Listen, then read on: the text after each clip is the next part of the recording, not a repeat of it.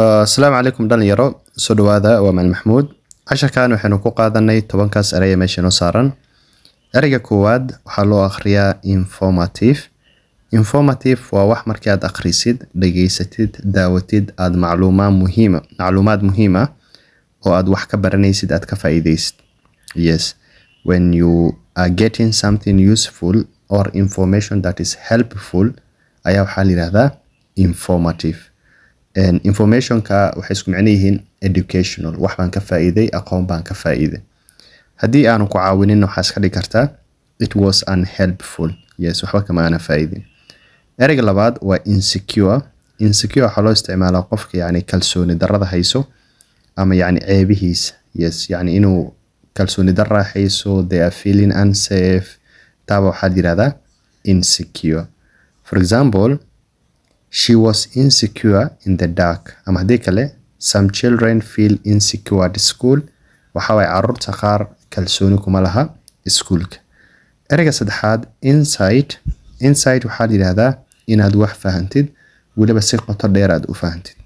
for example his book gave me a new insight bookgiisa waxa uu siiyay fahan cusub yes new insight erayga afraad insist waa ku adkeysasho inaad wax ku adkeysatid yes insist for example I insist you eat something waxaad ku adkeysanayaa ama kugu qasbayaa ama aan ku leeyahay cunto cun I insist you to eat something ama hadii kale he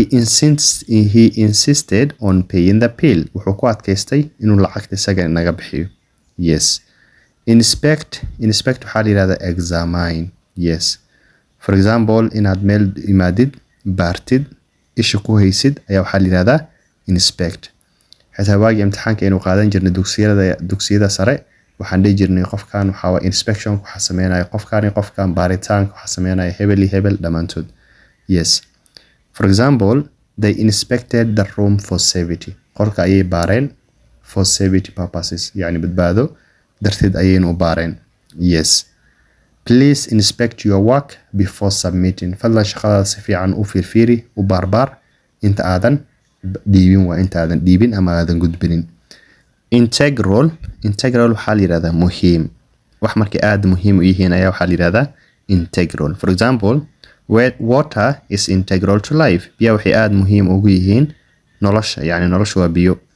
ama hadii kale she is an integral part of the team iyadoo waxay ka mid tahay qayb muhiim ah oo teamka kamid ah yani waa qayb muhiim bay teamka ka tahay waa erayga toddobaad integrate waa isu keenid ina wax isu keentid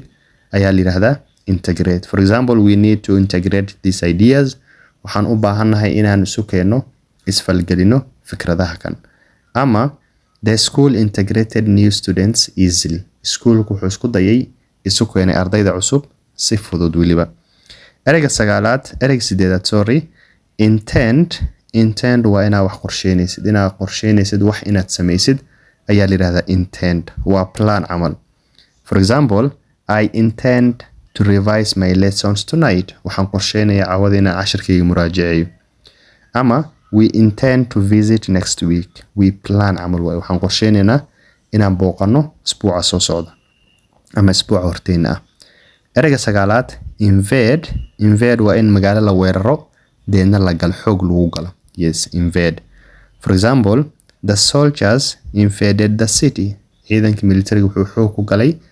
magaaladaas invade waa in magaalada weerar lagu galo deedna la qabsado qabsashada waxa la yiraahdaa conquer markii la qabsado la galaayna waxa la yiraahdaa invade waxa kala dhigi kartaa xitaa weerarid attack camal waa dhigi kartaa yes irritate waa qofkina ka xanaajisid yes irritate waa ina wax ka xanaajisid ama aad dhibtid annoy ayaa isku mid tahay for example loud noises irritates me qaylada dheer way iga xanaajisaa waa it annoys me cashirkeeda intaas ayuu ku eegyahay thank you for listening god bless you and have a good